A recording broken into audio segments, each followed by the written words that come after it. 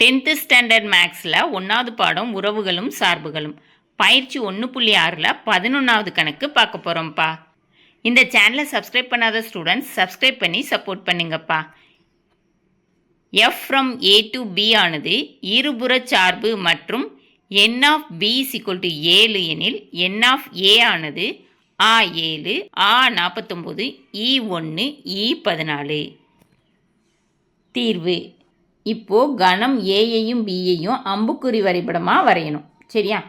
இருபுற சார்புனா n of ஏயும் n of பியும் சமமாக இருக்கும். சரியா? இப்போ ஏயையும் பியையும் வரைஞ்சிட்டோம்.